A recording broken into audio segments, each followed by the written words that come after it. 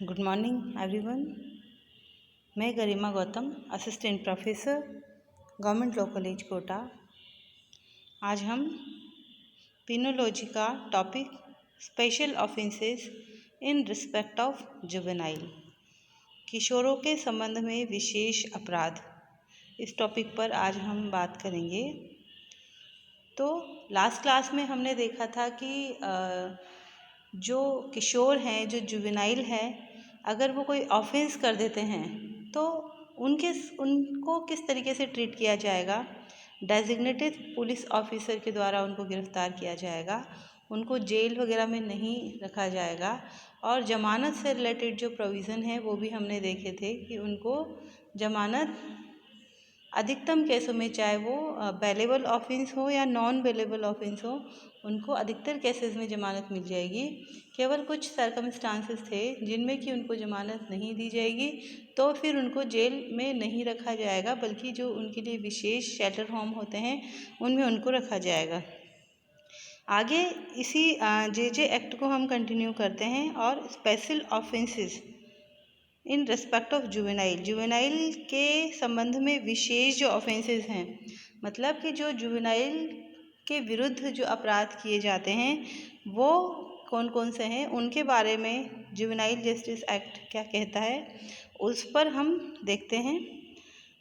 Section 23 कहता है किशोर या बालक के प्रति क्रूरता के लिए दंड। जो कोई किशोर या बालक का वास्तविक भार साधन या उन पर नियंत्रण रखते हुए ऐसी रीति से जिससे उस किशोर या बालक को अनावश्यक मानसिक या शारीरिक कष्ट होना संभाव्य हो, उस किशोर या बालक पर हमला करेगा। मतलब कि उस जो जुवेनाइल है उसका वास्तविक भार साधन वाला व्यक्ति है, ऐसा व्यक्ति है कि जो किशोर के ऊपर अपना अधिकार रखता है या किशोर उसके नियंत्रण में है, और ऐसा व्यक्ति होते हुए उस बालक को अनावश्यक रूप से शारीरिक कष्ट देगा, मानसिक कष्ट देगा, और इसके लिए अगर उस किशोर पर वो हमला करेगा या उसका परित्याग कर देगा, उसे छोड़ देगा या उसे उच्छिन्न करेगा, परेशान करेगा, जानबूझकर उसकी उपेक्षा करेगा, उस पर हमला या उसका परित्यक्त, उच्छिन्न, उपेक्षित किया जाना उपाप्त करेगा, तो वह ऐसा जो व्यक्ति है वो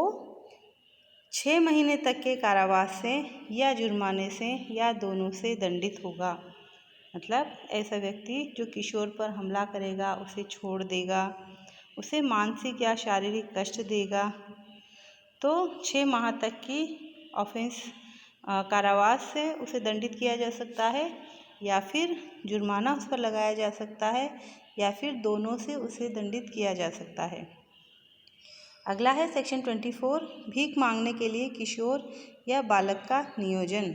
जो कोई भीख मांगने के प्रयोजन के लिए किसी किशोर या बालक को नियोजित या प्रयुक्त करता है, यानी कि भीख मांगने के काम में उस किशोर को लगाता है। किशोर कौन? जिसकी उम्र 18 वर्ष नहीं हुई है, जो 18 ईयर से कम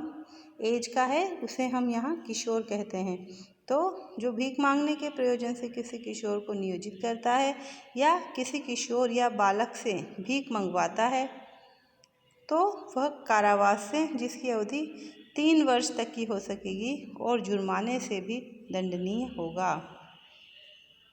सेकंड पॉइंट कहता है सेक्शन 24 का, जो कोई किशोर या बालक का वास्तविक भार साधन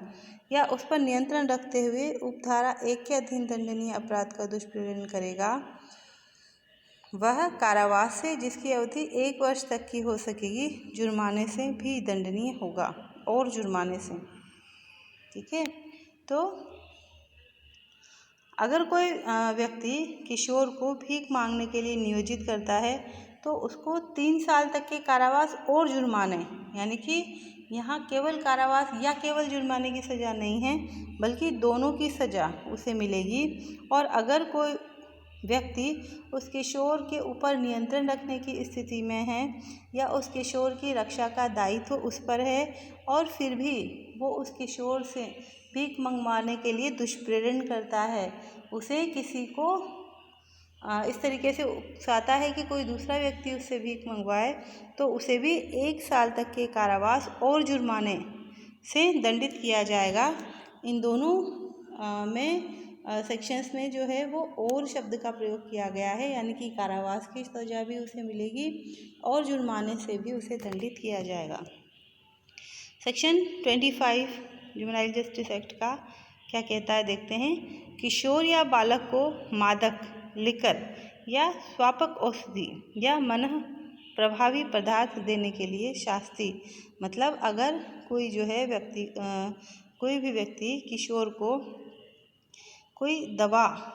इस तरीके की देता है, नशीला पदार्थ देता है, तो उसके ऊपर क्या इफ़ेक्ट होगा वो हम देख लेते हैं। जो कोई सम्यक रूप से अर्हित चिकित्सा व्यवसायी के आदेश या बीमारी से अन्यथा किसी किशोर या बालक को लोक स्थान में कोई मादक लिकर या कोई स्वापक औषधि या मनः प्रभावी पदार्थ देगा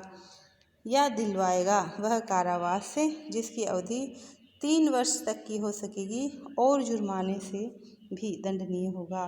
यानी कि किसी मेडिकल ट्रीटमेंट अगर किसी बालक का चल रहा है तो उसको छोड़कर, यानी कि डॉक्टर ने सजेस्ट नहीं किया है कि उसको कोई ड्रग दी जाए, और फिर भी अगर कोई व्यक्ति उसे कोई ड्रग, नशीला पदार्थ किसी लोक स्थान पर देता है, ठीक है, या मन पर जो प्रभाव डालने वाले इस तरीके की कोई नशीली औषधि उसको देता है, तो 3 साल तक के कारावास की सज़ा और जुर्माने का प्रावधान एक्ट के द्वारा किया गया है। अगला है सेक्शन 26 किशोर या बालक कर्मचारी का शोषण। जो कोई किसी परिसंकटमय नियोजन के प्रयोजन के लिए किशोर या बालक को दृश्यमानतः उपात्त करेगा, किशोर के उपार्जनों को विधारित करेगा या उसे उपार्जन स्वयं अपने प्रयोजन के लिए उपयोग में लाएगा, यानी कि किसी परिसंकटमय नियोजन में, किसी खतरनाक जगह पर नियोजन में किशोर को लगाएगा या उसे दृश्यमान रूप से इस तरीके से कोई उपार्जित करेगा, या किशोर ने अगर कोई अर्न किया है तो उसको अपने पास रखेगा, ठीक है, तो कितने कारावास से? 3 वर्ष तक की अवधि के कारावास और जुर्माने से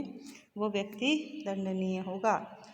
यानी कि सेक्शन 23, सेक्शन 24, 25 और 26 ये चारों सेक्शन किशोरों के विरुद्ध किए जाने वाले अपराध में सज़ा का प्रावधान करते हैं, और ये उस व्यक्ति को दायी बनाते हैं जो कि किशोर से इस तरीके के काम करवाता है। और सेक्शन 27 क्या बताता है कि सेक्शन 23, 24, 25 और 26 के अधीन जो अपराध हैं वो संज्ञेय अपराध होंगे। मतलब अगर चाहे जैसे 23 में जो है वो 6 महीने तक की ही सज़ा या जुर्माने का प्रावधान है, या दूसरे जो हैं उनमें 3 साल तक की सज़ा का प्रावधान है, लेकिन ये सारे ही जो अपराध हैं वो कॉग्निजेबल ऑफेंस होंगे, संज्ञेय अपराध होंगे, यानी कि नॉन बेलेबल ऑफेंस इस तरीके के माने जाएंगे। होप आपको समझ में आया होगा। Thank you.